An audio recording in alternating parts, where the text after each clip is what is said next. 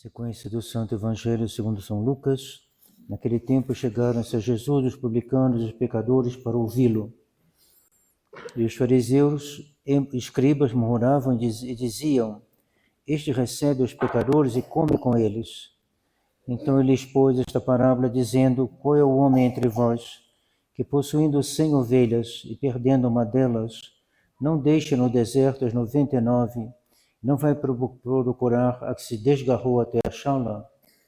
E achando-a, não a põe sobre os seus ombros com alegria, e vindo para casa, chama seus amigos e vizinhos, dizendo-lhes: Congratulai-vos comigo, porque já achei a minha ovelha perdida. Assim digo-vos que haverá mais júbilo no céu por um pecador que faça penitência, do que por 99 justos que não necessitam de fazer penitência. Ou com a mulher que, tendo 10 dracmas e perdendo uma, não acende a candeia e não varre a casa, e não procura diligentemente até encontrá-la. E encontrando, não chama as suas amigas e vizinhas, dizendo-lhes: Congratulai-vos comigo, porque achei a dracma perdida. Assim digo-vos que haverá júbilo no céu entre os anjos de Deus por um só pecador que faça penitência. Em nome do Pai, do Filho e do Espírito Santo. Amém. Pode sentar-se. Hoje não haverá reunião da Cruzada Eucarística. Haverá a bênção dos pães em honra de Santo Antônio. Após a ação de graça, será distribuída pelo seu Rogério. Agradecemos a ele pela caridade em fornecer os pães. Então hoje o Evangelho nos mostra Nosso Senhor comendo com os pecadores. E os fariseus e escribas murmuravam contra ele. Os fariseus e os escribas não tinham espírito de misericórdia. E Nosso Senhor tem espírito de misericórdia. Ele diz, né, se um homem tem 100 ovelhas e perde uma, não deixa as 99 no deserto e não sai atrás daquela que está perdida. Assim os missionários deixaram uma Europa bastante confortável, podemos dizer assim, bastante agradável ao menos, e foram expor as suas vidas, como São Francisco Xavier, que deixou Portugal e foi até a Índia, depois passou pelas Filipinas, depois foi para, falar em Filipinas, nosso irmão Luiz Maria está indo para as Filipinas na quarta-feira. Ele vai conhecer uma comunidade de Carmelo, né? Tem um por enquanto, é o superior, e vamos ver, é necessário que haja todas as ordens religiosas representadas na igreja para a restauração da igreja. Rezemos por ele, quem quiser despedir dele, esse é o último domingo que ele passa entre nós, antes de partir para as Filipinas. Então, depois das Filipinas, ele foi para o Japão. Depois do Japão, quando ia entrar na China, ele faleceu. Então, ele deixou um país que era muito mais católico e foi para o meio dos pagãos. Muitos outros fizeram o mesmo, encontraram a morte nessa tentativa de converter os pagãos, os pecadores. Assim também, nos países católicos, quantos padres fizeram de tudo para converter alguém que caía na heresia, ou então caía no vício, então, e às vezes até encontrando a morte. Não muito longe de nós aqui no estado do Rio, era um padre que muito corajoso, e ele pregou contra a maçonaria mais de uma vez, e a maçonaria, tudo indica que foi a maçonaria, quis se vingar. Ele ia dar a extrema-unção justamente, eu não sei se era alguém que estava se convertendo à maçonaria, ou então alguém ligado a um drama de família. Ele então foi dar a extrema-unção, e na volta ou na ida, não sei, teve que esperar o trem, e passou a noite inteira, acho que estava bem de noite, não sei se passou a noite na estação, ou então foi o contrário, atiraram nele, e na cabeça, e ele ficou agonizando a noite inteira na estação, até que chegou alguém, e ele já faleceu. E ele então, por causa de uma alma, ele expôs sua vida e foi assassinado. Então, esse é o espírito de misericórdia. Alguém poderia dizer, não, aquele homem já foi da maçonaria, nunca bota os pés lá, acabou. Então, o outro não caiu no vício, então quero nem mais ver ele. né? Escolheu o caminho dele, para mim, tá, o Senhor não está acabado. Não foi o que fez Nosso Senhor. Se não o Senhor pensasse assim, eu diria, os homens que pecaram, Adão e Eva pecaram, para mim está acabado. Não tem mais nada a ver com essas criaturas que traíram a minha confiança, traíram a minha graça, então vou abandoná-los. Muito pelo contrário, Nosso Senhor deixou o céu, por assim dizer, tomando a nossa natureza, deixou os anjos e veio atrás de nós.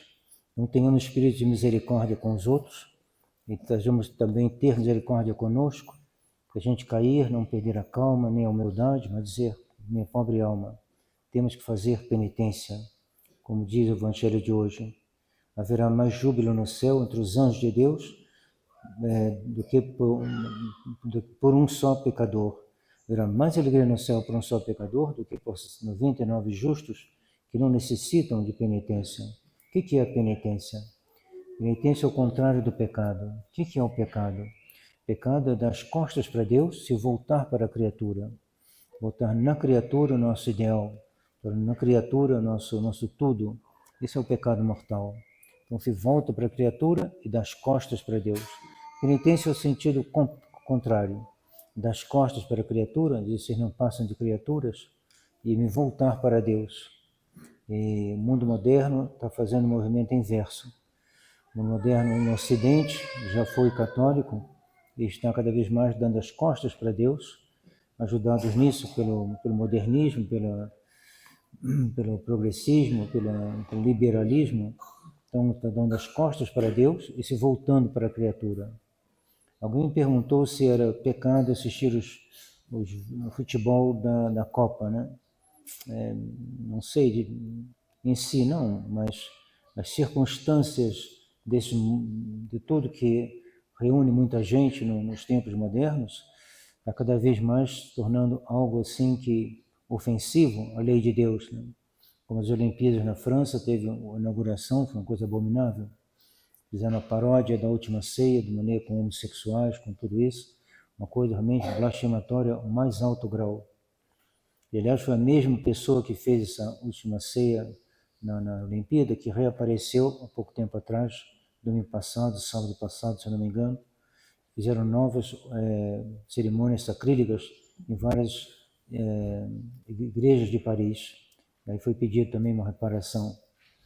E parece que na inauguração do primeiro jogo, dos primeiros jogos da Copa, também teve algo, não sei bem como é que foi, mas certamente essas inaugurações estão cada vez mais pagãs, e muitas vezes bem ofensivas. Os jogadores também não se comportam corretamente, outros deixam bem a desejar, outros realmente.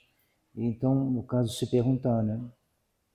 O jogo em si não tem nada de mal, mas o ambiente cada vez mais mundano, né? E há uma contagião, né? Havia um missionário francês na China, que ele escreveu um livro sobre a sua estadia na China. Ele dizia, eu tinha a impressão de estar diante de um país coletivamente possesso. Então, uma espécie de possessão, não a possessão habitual, mas a possessão da mente, do coração, que está todo ele assim, adorando um outro Deus, voltando as costas para Nosso Senhor e adorando as coisas desse mundo. O futebol, às vezes, acontece isso, né? Tá se degradando, não sei até que ponto já chegou, mas que está piorando, está. Então, responder essa pergunta, eu deixo a resposta para um outro dia, vou tentar examinar melhor a questão, mas de qualquer maneira, a gente não pode se compartilhar do que há de ruim nessas inaugurações e no ambiente também. Os que fazem disso uma religião, aliás, nem vêm à missa, né? Mas vão no futebol. Então, tomar cuidado.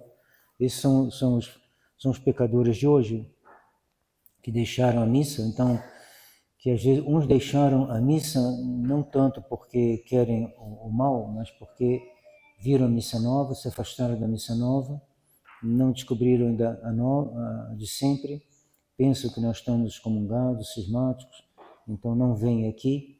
E são pessoas que a gente deve se interessar neles, se a providência de botar uma pessoa assim no nosso caminho, tentar procurar ajudá-la, orientá-la para pedir conselho a algum padre, porque é o movimento, é o desejo de Nosso Senhor. Qual é o homem dentre vós que, possuindo 100 ovelhas e perdendo uma delas, não deixa no deserto as 99 e não vai procurar, vai atrás daquela se desgarrou. Às vezes é um filho, às vezes é um sobrinho, às vezes é o próprio marido, não sei, alguém da família, então um amigo. A gente deve fazer o que a gente puder dentro daquilo que nos é possível, né?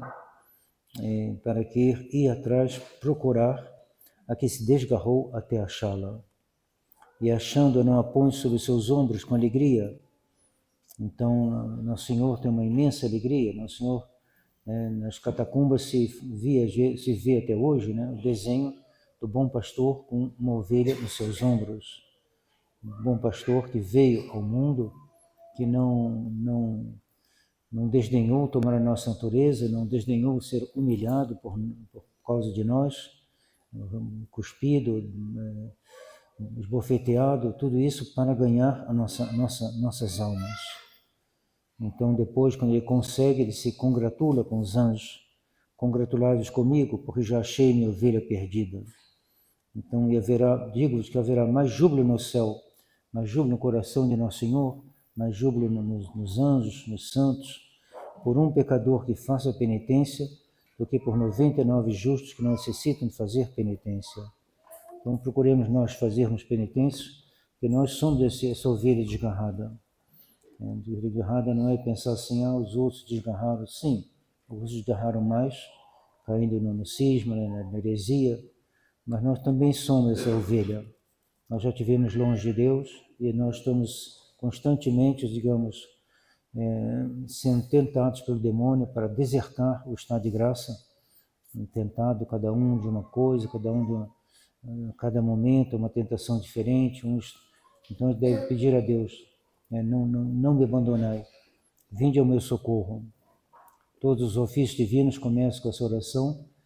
Senhor, faça atenção na minha oração, apressados de me socorrer. Por quê? Porque nós todos somos ovelhas potencialmente desgarradas. Nós estamos no rebanho, ou então estamos meio fracos no rebanho, mas cada um de nós, como diz Santo Agostinho, não há nenhum pecado que um homem tenha feito que eu não possa fazer também. Então não tem nenhuma ovelha que se desgarrou que eu não possa imitar por causa dos meus pecados, por causa da minha indignidade, por causa de tanta coisa. São Pedro não pensava que ele ia se desgarrar, e por isso que ele falou no Senhor na última ceia, mesmo se todos te abandonarem, eu não o abandonarei. E Nosso Senhor disse a Pedro, antes que o galo cante 3 vezes, você me negará. Ele se desgarrou naquele momento. Então, ele que pensava que nunca ia se desgarrar, eis aí que ele se desgarrou. Mas ele teve a humildade de se arrepender. Nosso Senhor teve piedade dele. Nosso Senhor saindo ali onde ele foi julgado, na casa de Anás e Caifás, ele vai olhar para São Pedro, e São Pedro vai se converter. Assim, Nosso Senhor olha para cada um de nós para nos converter, olha para os pecadores, e às vezes vai pedir a nós uma participação, uma ajuda na conversão dos pecadores. Então não lhe recusemos isso, rezando o nosso rosário, levando uma vida santa, assistindo bem a missa, na missa rezando pelos nossos familiares, pelos nossos amigos, por todas as intenções da Santa Igreja. Eu quero lembrar também que na Nigéria a perseguição continua, e o padre, que aliás que já esteve aqui, tem nos mantido assim ao par, e nós vamos tentar, estamos começando a tentar fazer um esforço para ver se a gente consegue criar as condições para que algumas famílias de lá venham para o Brasil. Porque Nosso Senhor diz, né, se os perseguem numa cidade, fujam para outra. Se não houver jeito, Deus dará a graça de morrer mártir a esses nigerianos, né? Mas podendo, a gente não deve desdenhar, porque na perseguição alguns podem fraquejar e apostasiar. Então Nosso Senhor nos recomenda de fugir para uma outra cidade, até que chegue a hora verdadeira que Ele, com sua providência e sua graça, definiu para nós. Então, peço orações por esses nigerianos, necessário também que a gente pense neles, né, para protegê-los. Então, esse domingo, né, que seja marcado por esse pensamento da misericórdia de Deus e de nossas orações pelos pecadores, por todos aqueles que sofrem, que estão correndo algum perigo, e que eles possam, que a nossa oração seja a nossa misericórdia. Bem-aventurados misericordiosos, porque eles alcançarão misericórdia. Em nome do Pai, do Filho e do Espírito Santo. Amém.